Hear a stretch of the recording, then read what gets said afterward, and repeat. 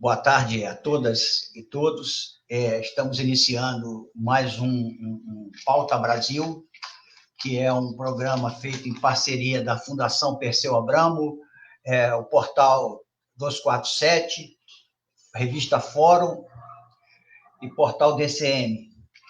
Hoje nós vamos entrar num tema muito especial, né? Que hoje é o dia 31 de março, na verdade, véspera daquela farsa, da grande farsa, que assolou o Brasil há 57 anos atrás, que foi o golpe civil-militar de 1964. E para dizer o que aconteceu naquele período, se há algum paralelo entre aquele período que vitimou, que derrubou o governo João Goulart,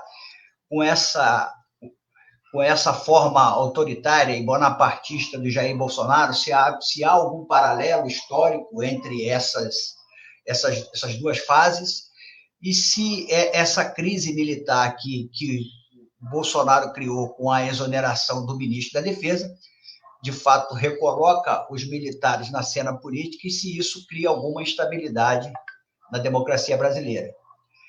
Nós convidamos para participar conosco 3 personagens que viveram intensamente aquele período, inclusive foram perseguidos, 2 deles perseguidos, bastante perseguidos pela ditadura, que é o caso do Rui Falcão, jornalista Rui Falcão, que foi presidente do PT, da qual eu tive o prazer de trabalhar com ele durante muito tempo. Eu tenho uma grande admiração por ele, é uma amizade muito grande. Foi presidente do PT, atualmente é deputado federal e tem uma larga tradição histórica na luta da esquerda brasileira, desde antes do golpe de 64. E o nosso companheiro também, Zé Luiz Del Roio, que foi um antigo militante do Partido Comunista, também perseguido, exilado, que, inclusive, por ter também a cidadania italiana, e foi eleito senador da República na Itália.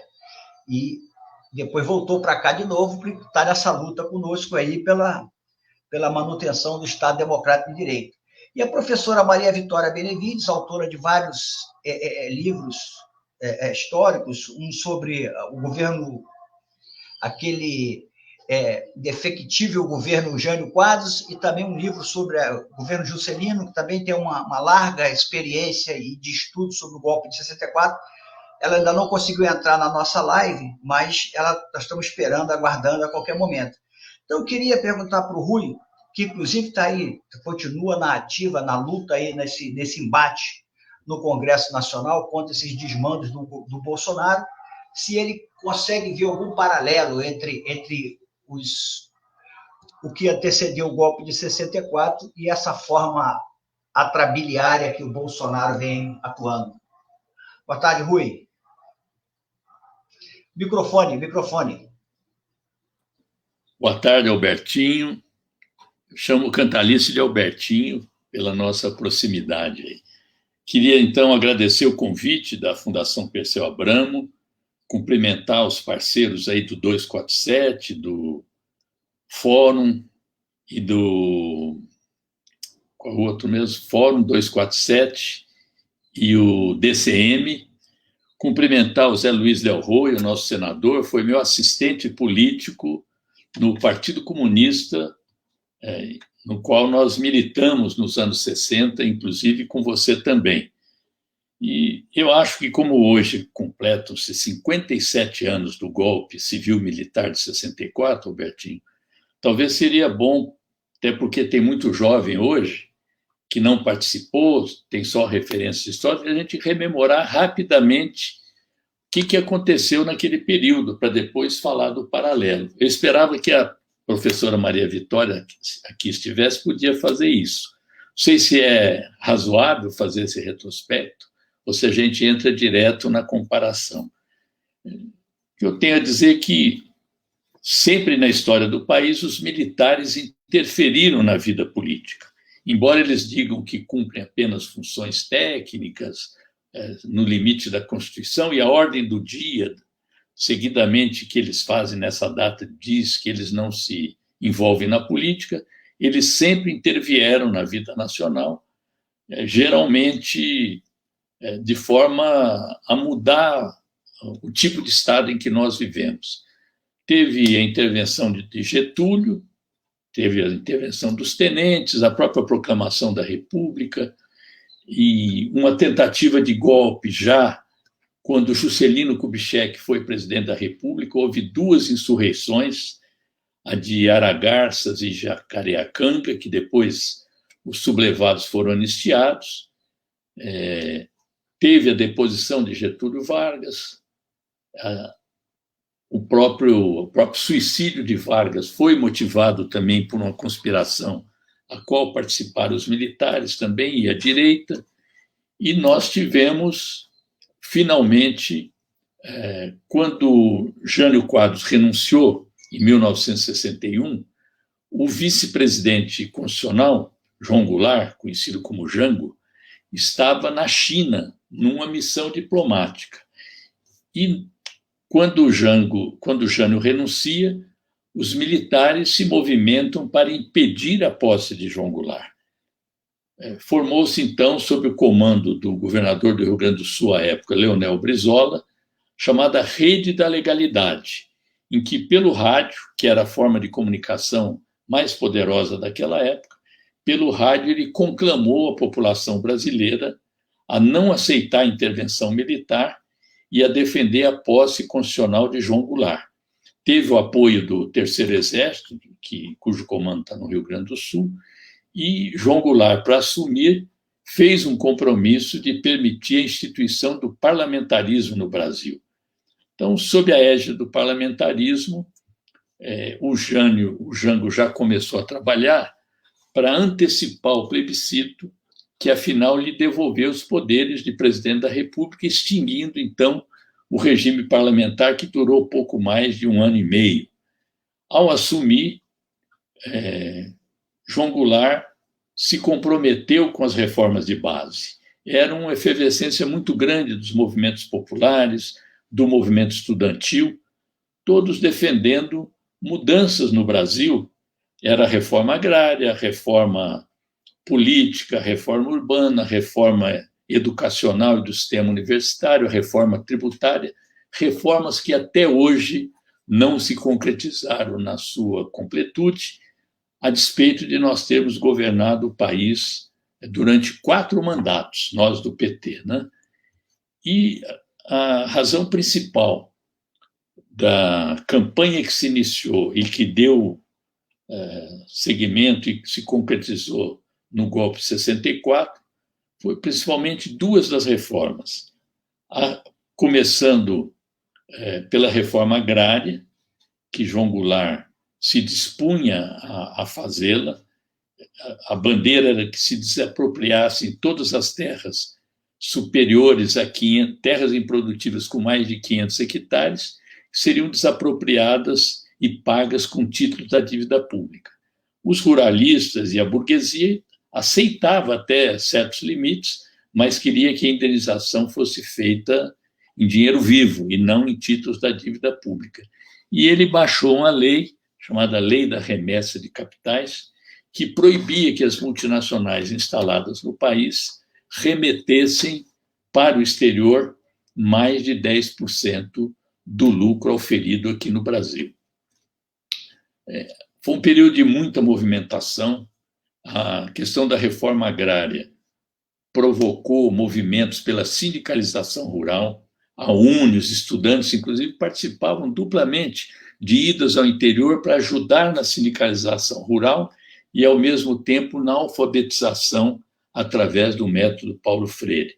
Se organizaram as ligas camponesas, com muita força, principalmente em Pernambuco, no Nordeste, comandada pelo depois deputado Francisco Julião, que também foi exilado, e havia ocupação de terras, generalizadamente muitas ocupações, para pressionar pela reforma agrária.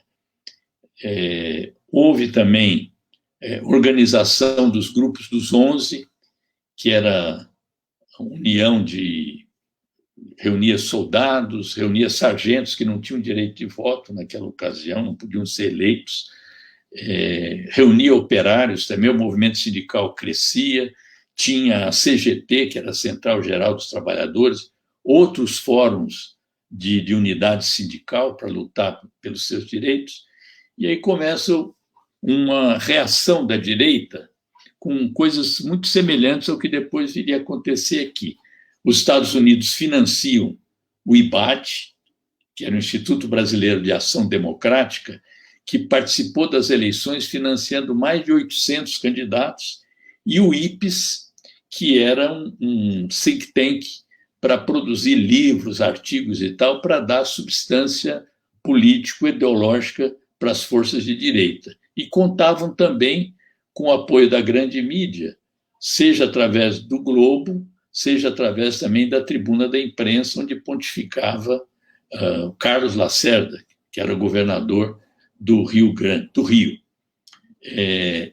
Tinha 3 governadores que armaram e ampliaram suas polícias militares, que era o governador Adhemar de Barros, em São Paulo, o governador Magalhães Pinto, em Minas, e o governador Carlos Lacerda, no Rio de Janeiro.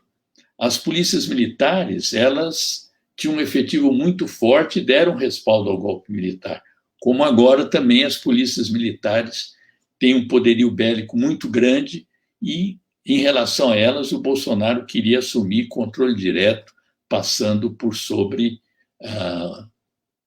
o controle constitucional dos governadores de Estado, né?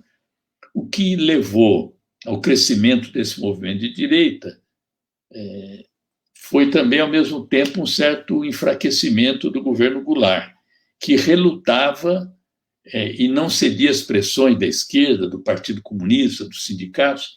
Ele ia temperando muitas mudanças.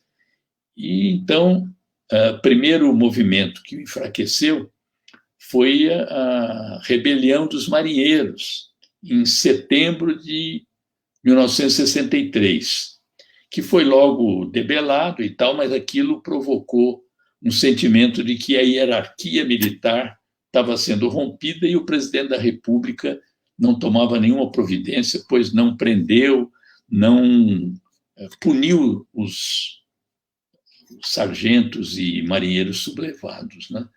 Em seguida, Goulart resolve solicitar ao Congresso Nacional a decretação do estado de sítio por 30 dias. Ele já vinha também enfrentando outra oposição dos americanos, que era por causa da política externa independente comandada pelo chanceler Santiago Dantas, que fazia uma política externa de não submissão e de não alinhamento automático com o governo americano.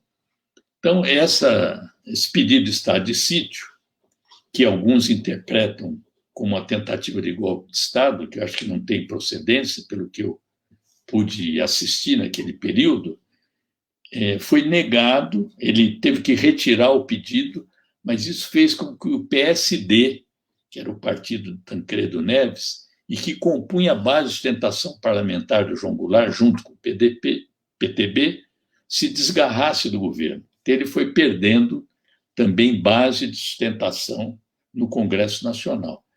E quando entra em 64, com muita movimentação, com movimento social crescendo e a ilusão de que havia um dispositivo político-militar que sustentava o presidente da República, que o protegeria de qualquer golpe, o próprio Partido Comunista à época acreditava que poderia, junto com as Forças Armadas, os sindicatos, impedir um golpe militar,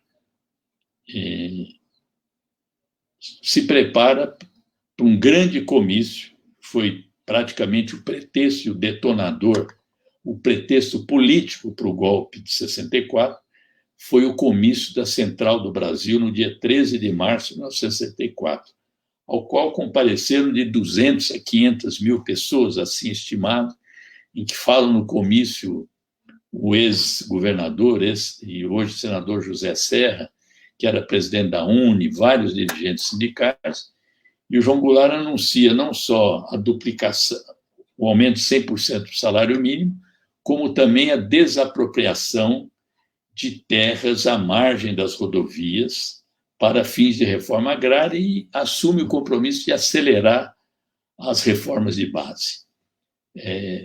pouco mais de uma semana depois, se não me engano, se realiza, principalmente em São Paulo, mas em outros lugares também, a Marcha com Deus pela Liberdade, que era patrocinada pela Igreja Católica, pela mídia, pela organização de mulheres e pelo grande capital industrial, financeiro, bancário, pelos ruralistas, e dizendo que o comunismo ia tomar conta do país, a república sindicalista e assim por diante, e a conspiração avança.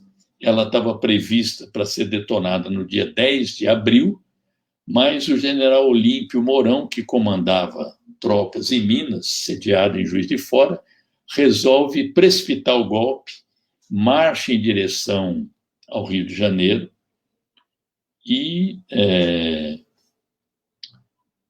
João Goulart não toma nenhuma providência, fica sabendo que o general Mauri Cruz, que era comandante do 2º Exército, seu compadre, tinha sido comprado, inclusive, para aderir ao golpe.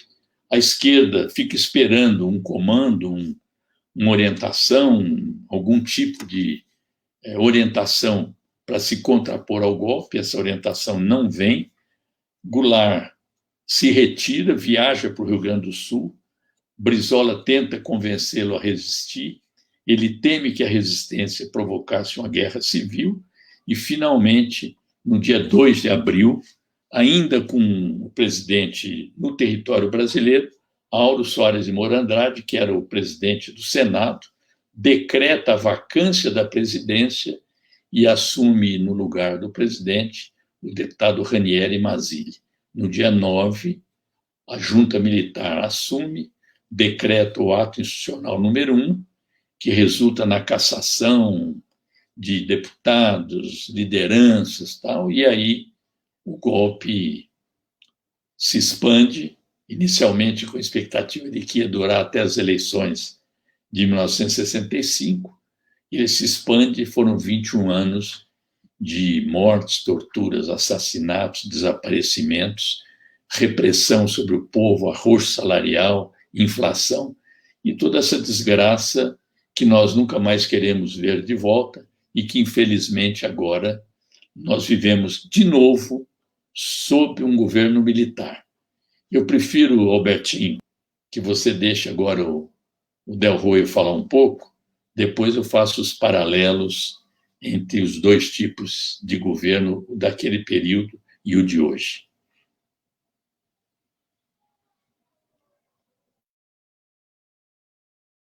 Chegou aí a professora Maria Vitória. Ela que também é uma estudiosa desse período, tem esse livro dela sobre o governo Jânio Quadros, né? E também sobre o governo Goulart. Goulart não, Kubitschek, desculpa, que também foi vítima de quartelada, de tentativas de golpe. Então, eu vou pedir agora para o nosso companheiro Del Ruy também tentar fazer esse histórico. Professor, a gente está fazendo depois um paralelo, aproveitar que a senhora entre aquele período e hoje o Bolsonaro, tá? Essa forma bonapartista de atuação do Bolsonaro que acabou de criar uma crise militar ontem. Então, Del Ruy, eu queria que você desse seguimento ao que o nosso companheiro Rui falou e também desse as suas impressões sobre essa perspectiva do governo Goulart, da ruptura que levou à derrubada de Goulart e essa forma aí autoritária do bolsonarismo. Vamos lá. Vamos lá. Obrigado, Alberto. Bom dia, Maria Vitória. Bom dia, boa tarde, boa noite. Nós somos no ar, tanto faz. Salve o Rui Falcão. Quero agradecer demais essa imprensa combativa nas redes, que tem feito um trabalho extraordinário de resistência, de educação, de organização. Muito obrigado a todos vocês. Pedi muita desculpa, porque o meu computador deu problema agora, neste momento, e eu não consigo pôr a minha imagem, porque eu fico... Bom, não porque a minha imagem é uma grande coisa, mas me parece uma deselegância, mas sou obrigado a fazer assim, vou falar algumas coisas. O Rui Falcão começou recordando coisas de quase 60 anos atrás, né? Quando ele disse, mas você foi o meu assistente político. Mas não só o seu, Rui Falcão, muitos outros. Por exemplo, Olavo de Carvalho. Uma novidade para vocês. Mas graças a Deus a maioria foi ótimas pessoas. Eu começo... Sempre no Rui, ele me fez recordar algumas coisas, quando falou que o principal problema, um dos dois principais problemas, tinha sido a reforma agrária, que muitos jovens tinham partido para o campo, para ajudar a fazer os sindicatos rurais. Eu fui um deles. Eu estava totalmente envolvido e dedicado em construir sindicatos rurais. Por causa disto, e depois eu estive também ali como público, naquela massa enorme, dia 13 de março de 1964, no comício da Central do Brasil. Foi curioso que já no dia 5 de abril de 64, me puseram no IPM. Para quem não sabe, com o IPM é o inquérito policial militar. Era uma coisa assim assustadora. Era realmente assustador. E um dos motivos do inquérito é que eu fui ver o comício do Jango Goulart. Eu não falei, eu não era ninguém, absolutamente desconhecido. Mas, como souberam que eu peguei um avião, primeiro na minha vida, que eu fui até o Rio, naquele dia, então já estava no IPM, incluído no IPM, o grande crime de ter visto o presidente constitucional do Brasil falar. É uma coisa pequena, mas mostra o terror e a preparação que eles estavam fazendo há meses. E para desencadear o terror mesmo, e o terror foi desencadeado. Hoje, o grande historiador, general Braga Neto, resolveu historiar o porquê que eles foram obrigados a intervir. Porque tinha mobilização de igreja, mobilização da sociedade. Ele nunca fala na mobilização de trabalhadores. A mobilização que tinha foi essa mesmo que o Rui falou, de latifundiários, de grandes empresários, banqueiros, setores integralistas da Igreja Católica e toda a força do imperialismo norte-americano. E toda a força do imperialismo norte-americano que não podia suportar que o Brasil tivesse relações com a China e com Cuba. Essa também foi um dos fatos que desencadeiam o golpe militar. O golpe militar, dentro do Brasil, ele significou muita coisa que depois eu vou citar rapidamente, mas ele significou também muito na política internacional, porque a primeira coisa que fez foi romper com Cuba. Quer dizer, Cuba realmente caiu no isolamento, porque tendo relações com o México e com o Brasil, ele tinha relação com dois grandes países, apesar de todo o boicote, o ataque, o cerco, ainda respirava. Mas com o Brasil saindo disso, entrando como inimigo, a situação de Cuba ficou muito pesada. Segundo, a participação do Brasil em 1965 no ataque às forças democráticas avançadas, revolucionárias, da ilha de Santo Domingos. Isso é uma coisa que desapareceu da história. Ninguém fala. Mas o Brasil fez parte, mandou tropas para esmagar a população de Santo Domingo. Anos depois, conversando com companheiros de Santo Domingo, eles me contavam das barbaridades que os soldados brasileiros fizeram. Esse é um ponto que eu insisto em falar isso agora, porque alguém tem que escrever alguma tese, algum estudo, algum livro sobre esse aspecto realmente canalha da ditadura. O grande historiador Braga Neto seguramente sabe de tudo isso. Depois tem uma outra coisa grave. O Brasil, que estava apoiando a luta de libertação dos povos colonizados pelos portugueses na África, mudou de posição. E a ditadura brasileira passou a apoiar o governo fascista de Salazar. Isto foi um golpe para os que combatiam em África e estendeu, deu mais respiro ao salazarismo para continuar a guerra, que poderia ter terminado muito antes. Isso significou dezenas ou talvez centenas de milhares de mortos na África. Isso tem a culpa da ditadura brasileira. Não se fala, mas é real. Um outro aspecto seria interessante.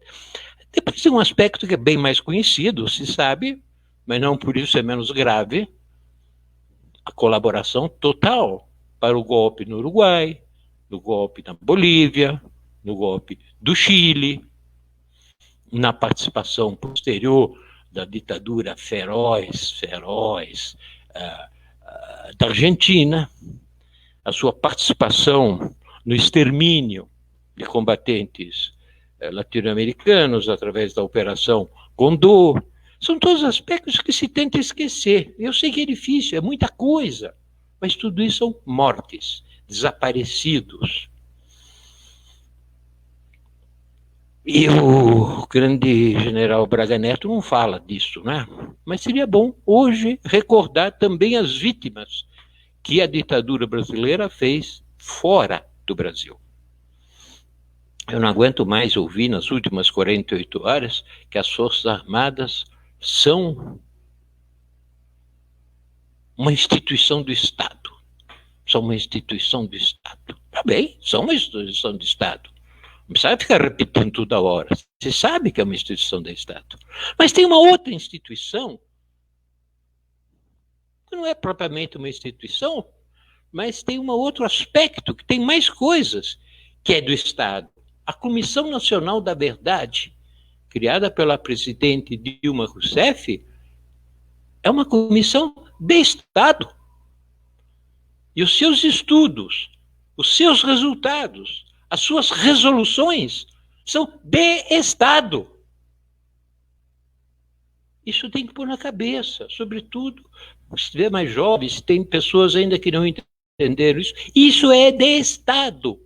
E lá nós temos 7 volumes, contando histórias reais. Nós temos centenas e centenas de depoimentos detalhados de torturas inomináveis.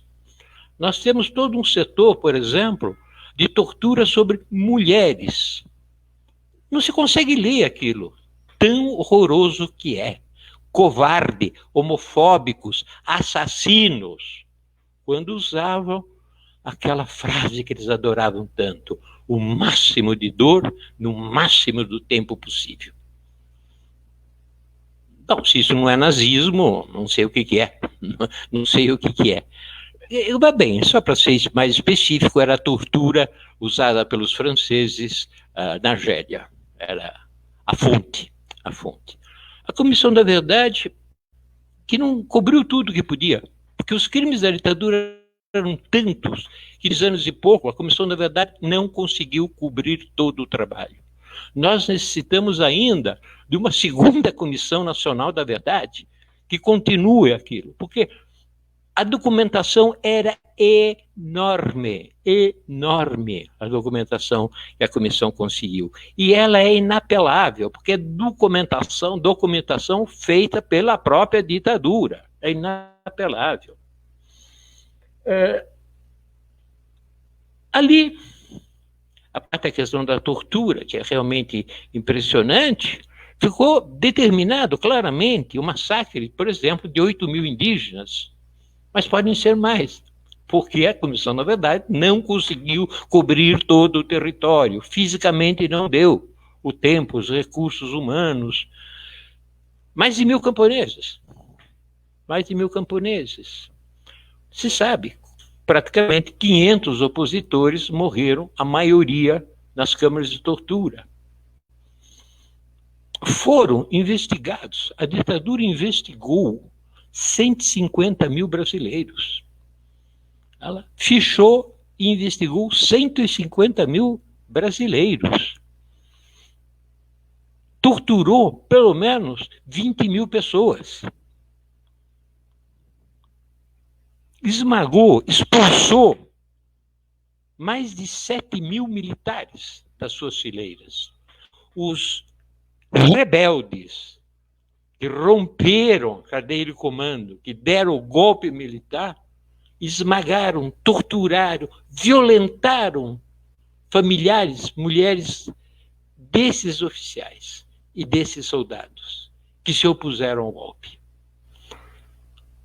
Isso o grande historiador General Braga não citou hoje, mas tem esses militares. Eles só queriam um programa nacional para o país, eles só queriam que se cumprisse a Constituição. Bom, a verdade é que era um crime bastante pesado.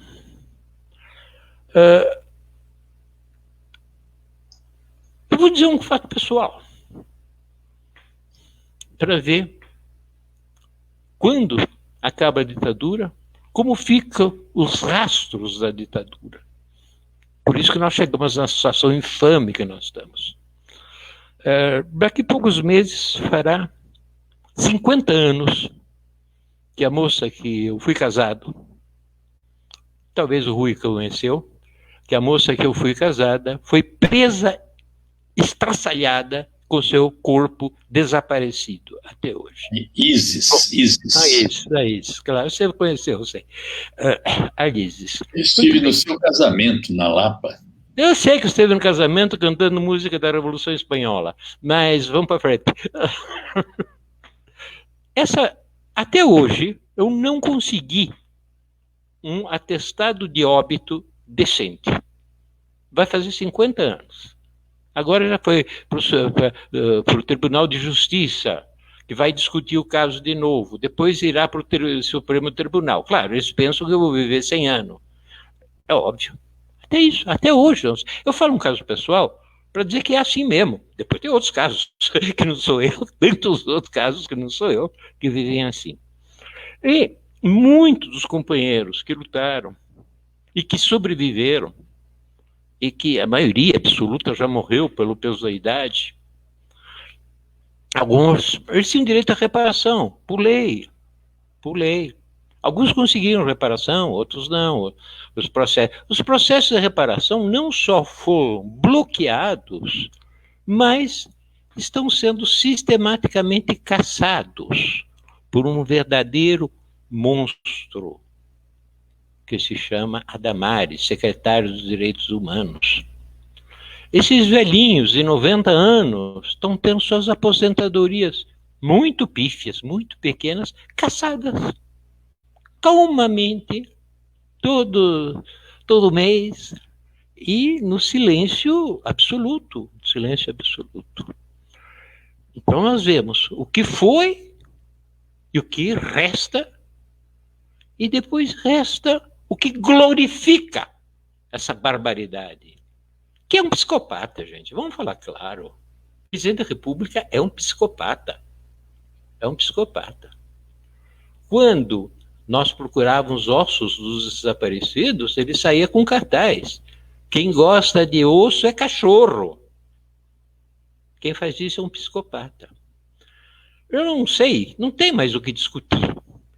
Tem que pedir, fazer, lutar a cada dia pela interdição. Já não existe mais condições deste indivíduo permanecer um dia que seja no governo. Bem, meus queridos, eu acho que já falei muito. Como digo, sinto não haver a imagem. E um grande abraço. Obrigado, Alberto. Obrigado, Del Ruio. E antes de passar aqui para a professora Maria Vitória, eu quero dizer o seguinte: nós não vamos ler aqui nenhuma manifestação no chat, porque só aqui no chat da minha mão já tem mais de 1.800 mensagens. Então, para não ferir suscetibilidade, e agradecer a audiência que está alta, e estou vendo aqui, ó, a maioria são pessoas que não viveram o período. O Rui fez uma contextualização histórica, as pessoas estão bastante satisfeitas com a manifestação do Rui, do Del Roio, e agora também na expectativa de ouvir a nossa querida professora, que vai fazer aí um paralelo também entre o período anterior e esse período atual. A nossa audiência está altíssima. Só no chat já tem mais de 1.800 pessoas que postaram manifestação. Boa tarde, professora. Boa tarde, Alberto. Boa tarde, Rui. Boa tarde, senador Del Roio. Que bom estar aqui nessa companhia para falarmos sobre o período infame da ditadura civil-militar iniciada com o golpe de 64 e depois relacionar com o momento presente. Eu fiquei muito atenta à memória histórica feita pelo Rui, e eu gostaria de lembrar um aspecto que considero muito importante da época que precedeu e, de certa maneira, cozinhou aquela efervescência toda do golpe, lembrando duas coisas. Em primeiro lugar, a Revolução Cubana e o conjunto de emoções que ela provocava. A Revolução Cubana e o movimento estudantil, como lembrou bem o Rui, em torno das reformas de base, um clima de grande efervescência. Em segundo lugar, eu queria lembrar que a participação norte-americana na preparação e na efetivação do golpe, depois em apoio à ditadura, foi mais do que uma contribuição através do IPBAD em dinheiro para as candidaturas e também do apoio logístico com navios de guerra, preparação militar e depois também preparação de torturadores. Houve algo que dá para a gente sentir hoje também, que foi uma grande penetração de uma propaganda norte-americana através de programas como Aliança para o Progresso, através de programas religiosos. Lembro-me perfeitamente que meu colégio, um colégio de freiras, participou de grandes encontros no Maracanã, o Maracanã lotado, para ouvir o padre Peyton. Não sei se o Rui se lembra disso. O padre Peyton, que era um padre de extremíssima direita, mas que tinha seguidores fanáticos, coisa que nós vemos hoje também. E lembrar também o papel importantíssimo da imprensa, do que hoje a gente chama da grande imprensa. Só havia um jornal que não seguiu no caminho pró-golpe, que foi o jornal Última Hora, que já estava muito perseguido e muito incapacitado por falta de anunciantes por perseguição, etc. Mas qualquer pesquisador do período se lembra do Correio da Manhã, com um editorial na primeira página, escrito em letras garrafais, basta. Ou seja, havia um apoio norte-americano importantíssimo, havia esse apoio da imprensa, o apoio que já foi lembrado pelo Del Roio de uma parte importante da Igreja Católica, inclusive com bispos que participaram das marchas da família com Deus, e lembrar que nessa época que começou o movimento Tradição, Família e Propriedade. E o papel importantíssimo, junto com a imprensa, os norte-americanos, a igreja, de partidos políticos que tinham uma afinidade muito grande com uma certa ideologia de direita e militar, que era formado pelo conjunto de parlamentares e seguidores da UDN, a União Democrática Nacional, junto com partidos satélites, como o PRP, o PL, e do seu adversário, como partido da burguesia, o PSD, o Partido Social Democrata, que, junto com a UDN, deram um apoio decisivo ao golpe, com exceção de um nome importante no PSD, que foi Tancredo Neves. Hoje a gente lembra muito essa expressão de horror quando se diz canalhas, canalhas, canalhas.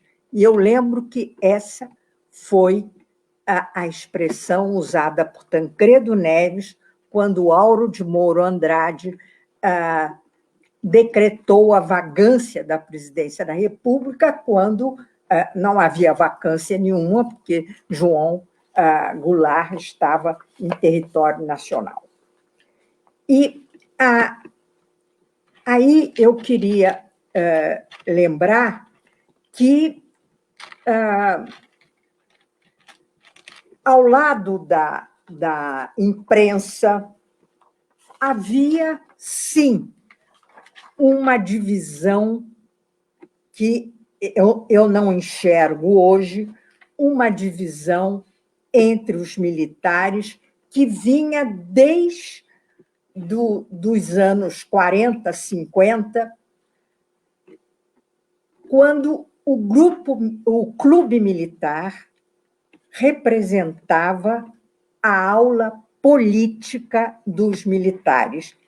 E havia claramente a distinção entre os militares nacionalistas e os militares entreguistas, de aqueles que, como dizia o prócer Juraci Magalhães, o que é bom para os Estados Unidos é bom para o Brasil. Esse era o lema dos entreguistas. E esses militares faziam campanha política. Aliás, um deles foi candidato pelo campo progressista, o general Lott, que foi ministro durante todo o governo de Kubitschek, e, do lado da direita, o brigadeiro Eduardo Gomes. Então, havia, sim, uma participação política importante dos militares. Lembro também, no campo da direita, o general Juarez Távora. Em relação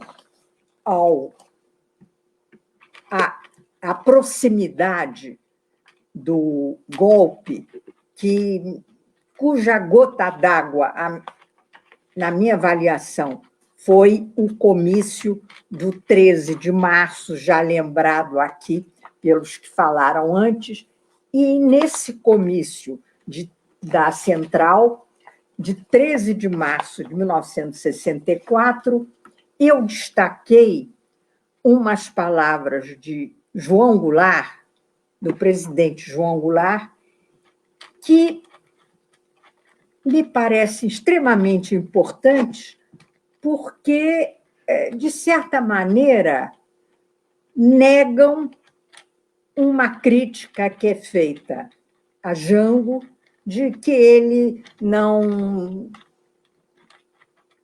era suficientemente progressista e muito menos ainda esquerdista. Eu vou ler, é uma frase no meio do comício. Essa Constituição, a Constituição de 46, é antiquada porque legaliza uma estrutura socioeconômica já superada, que é injusta e desumana. O povo quer que se amplie a democracia e que se ponha fim aos privilégios de uma minoria, que a propriedade da terra seja acessível a todos, que a todos seja facultado participar da vida política através do voto, podendo votar e ser votado, que se impeça a intervenção do poder econômico nos pleitos eleitorais e seja assegurada a representação de todas as correntes políticas, sem quaisquer discriminações religiosas ou ideológicas. Ou seja, uma declaração que qualquer partido de esquerda hoje apoiaria sem a menor dúvida. Outra... Ué?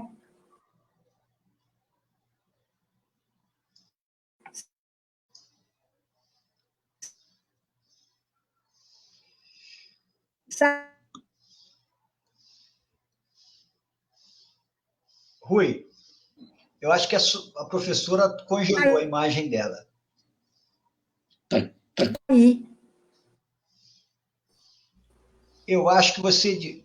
Porque também nós já estamos caminhando, nós já vamos caminhar agora para o final. Faltam 12 minutos. Eu vou passar, então, aproveitar passar para o Rui fazer esse paralelo aí entre 64 e hoje, depois passar para a professora. Alberto. Oi, Rui. Eu, infelizmente, vou ter que sair daqui uns 2, 3 minutos, porque eu tenho que entrar numa outra live. Hoje é um dia um pouco especial para nós. Sem dúvida, sem dúvida. Muita desculpa, daqui a pouco eu vou sair.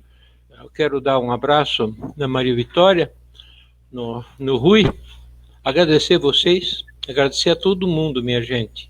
E desculpe a confusão que eu fiz, não consigo me mostrar e ainda saio antes, mas é por uma boa causa, porque nós temos uma live dos comitês de Memória, Verdade e Justiça de todo o Brasil.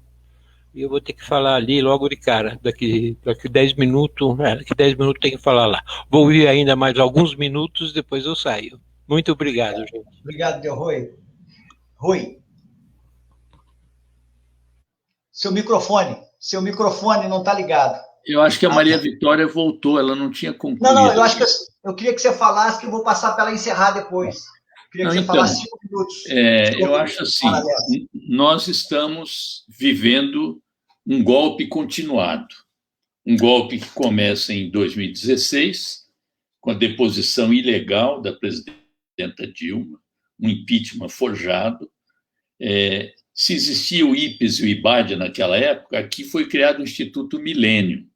Eu, inclusive, alertei o nosso governo que representava o Instituto Milênio. Infelizmente, o que a gente chamava antigamente de ilusões de classe, não fui ouvido. E o Borhausen, que era um dos financiadores do Instituto Milênio, era o responsável dentro do nosso governo, de forma voluntária, pela reforma administrativa e o combate à burocracia. Então, são esses erros que a gente tem que evitar. Assim como, se naquela época, Maria Vitória lembrou bem, que tinha os militares nacionalistas, progressistas, inclusive militantes do Partido Comunista, muitos, hoje eu não vejo esse tipo de divisão. Não há forças democráticas nas Forças Armadas hoje, infelizmente.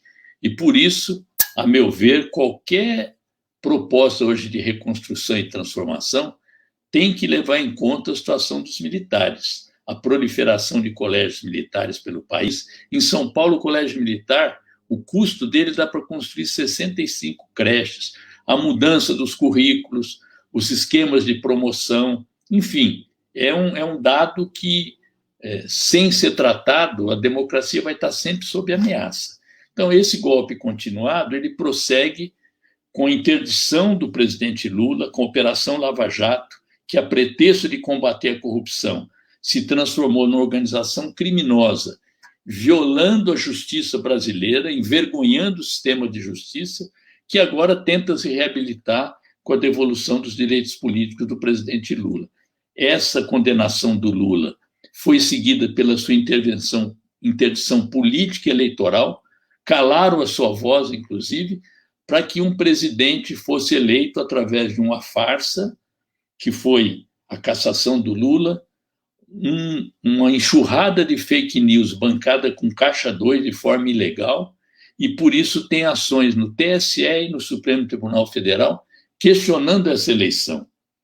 Eu espero que esse presidente ilegítimo, portanto, possa ser afastado, interditado, impedido, ou por um dos pedidos de impeachment, já são 75, ou por uma ação do STF, porque ele é o epicentro da crise, que não é só pandêmica, é social, é econômica, é ambiental, é cultural, e o regime militar, ele está presente não pelas armas, mas por esse esquema tramado, em conluio com o judiciário, mais uma vez com as agências de inteligência norte-americanas, com a mídia agora ampliada, com as redes sociais, e vivemos uma crise, uma instabilidade permanente. Essa troca de ministros agora reflete, é mais um ponto de instabilidade.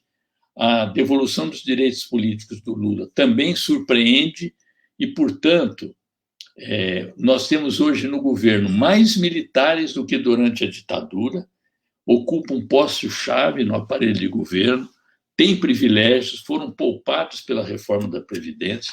Então, eu acho que tem paralelos muito grandes entre as duas formas de governo, só que hoje nós temos um outro país, que não é mais nem o país de 64, nem tampouco o país de 2002. Nós temos uma perda brutal da indústria, do papel da indústria, e por isso fica muito difícil gerar mais empregos de qualidade. A indústria brasileira, que já teve 2,8% de fatia da economia mundial, hoje tem 1,8%. Nós exportávamos 9 bilhões de dólares em 1980, a China 8 bilhões de dólares em manufaturados. Hoje nós exportamos 60 bilhões de dólares, a China 2 trilhões e 200 bilhões de dólares. Os 3.800 mortos de ontem, se a gente somar os 10 países abaixo do Brasil, não perfaz 3.800 mortos. E nós temos 220 milhões de habitantes. Esses 10 países em conjunto têm 2 bilhões e 200 mil habitantes. Aí a gente vê a gravidade da crise, com 40 milhões de desempregados, com 13,5% de desemprego, mais de 70 mil pequenas empresas fecharam ano passado. Nós não conseguimos votar até hoje o auxílio emergencial de R$600, que ajudaria numa política de isolamento social. é um quadro dramático, esse do governo Bolsonaro, que precisa ser afastado junto com Mourão e suas políticas para que a democracia possa voltar ao Brasil. Nós não vivemos, embora o Congresso funcione, o Judiciário funcione, é um outro Estado, sob tutela militar, com medidas de exceção, que a cada momento o inominado genocida tenta fazer avançar. Então, eu acho que nós temos que somar todas as forças de esquerda, os setores populares que têm compromisso com a democracia, para acumular forças para não esperar 2022. O momento é agora. A expectativa de deixá-lo sangrar para ganhar a eleição em 2022 não ocorrerá. O momento é agora, por isso o Fora Bolsonaro é hoje. Muito obrigado pelo convite. Quero ouvir ainda a professora Maria Vitória, que traz contribuições excelentes. Pena que a gente não tem mais tempo, que esse debate poderia levar muito mais informações aqui. Um abraço, muito obrigado. Professora, esses 5 minutos que nos restam, só para a senhora fazer esse paralelo entre esse nominável e os golpistas de 64. Bem, eu queria lembrar que os militares do golpe de 64, a partir do general Castelo Branco, tinham um projeto de país e de nação. Um projeto de desenvolvimento através da industrialização, seguindo o que tinha sido iniciado no segundo governo de Getúlio Vargas e bem ampliado no governo de Juscelino Kubitschek. Este governo, este desgoverno deste desgraçado, nunca teve projeto de espécie alguma. Então, embora haja paralelos, essa é uma diferença grande. Não tem projeto econômico, de desenvolvimento, nada. A única coisa que nós poderíamos chamar de um projeto, e que é uma desgraça, é a intervenção aguda na educação. E foi aqui lembrado o grande impulso às escolas militarizadas, e quero enfatizar que não é apenas os colégios militares, são escolas militarizadas, escolas públicas, dirigidas por militares, com a disciplina militar e a proibição de tratar de certos temas, como questões de gênero, como discutir direitos humanos e questões de democracia em geral. Então, esse é um dado que acho extremamente nefasto para a sociedade brasileira. E quero lembrar também, o Rui já falou que o Brasil hoje é outro, muito diferente daquele, eu queria enfatizar um ponto dessa diferença, que é absolutamente crucial para o governo e as hostes bolsonaristas, que é a internet e a proliferação de redes sociais que dão apoio, estimulam a todo tipo de ação que constrói o que nós costumamos chamar do clima de ódio. Isso é bem característico do momento atual e que conta com o apoio de uma certa imprensa, de meios da internet e que tem um efeito devastador, ainda mais nesse período de pandemia em que o uso das redes sociais aumenta de uma maneira exponencial. Eu veria um paralelo no conjunto das forças militares. Nós não temos hoje nenhum militar com o peso daqueles militares, tanto do lado progressista e nacionalista, desenvolvimentista, quanto do lado mais reacionário. Nós tínhamos chefes militares, como eles gostam de dizer. Hoje, nós não temos. Se nós tivéssemos, os generais de hoje não aceitariam a imposição de um chefe supremo das Forças Armadas que tinha sido expulso de uma maneira suave do Exército por insubordinação e propostas terroristas, o que leva esses generais a se submeterem a um capitão reformado e considerado pelo general Geisel um mau militar. É, a meu ver, o que justifica essa passividade dos generais diante do capitão reformado é um novo tipo de oficial militar que foi formado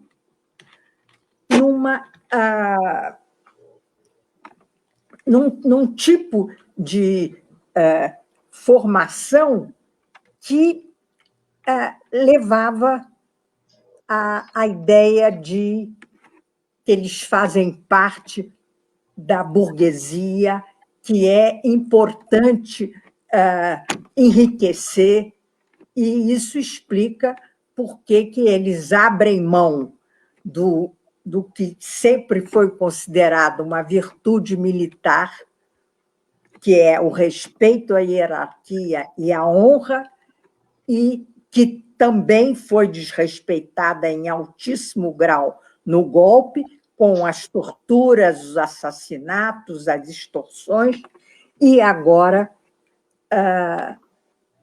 com esses mais de 6.000 militares no governo, coisa que jamais existiu, nem no período da ditadura civil-militar.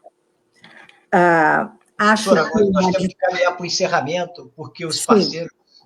Sim, eu queria encerrar, então, com uma grande homenagem a todos os que vêm desde do golpe de 2016 contra a presidente legítima Dilma Rousseff, se esforçando para uma oposição séria, e aqueles que participaram da Comissão da Verdade e que hoje continuam lutando por um dos direitos humanos mais importantes, o direito à vida no combate sério e científico à pandemia e o direito à memória e à verdade. Muito obrigada a todos. Obrigada, professora. Obrigado, Del Rui. Obrigado, Rui Falcão. Está aqui as pessoas reclamando que queriam que o debate continuasse, mas nós temos aí um horário demarcado, tem o 247, tem outras programações, mas eu vou marcar um outro debate mais à frente, também convidar vocês para a gente poder continuar esse debate que está bombando, como diz a professora, nas redes sociais. Obrigado, Rui, obrigado, professora, obrigado, Del Arroio. Vamos em frente. Fora Bolsonaro.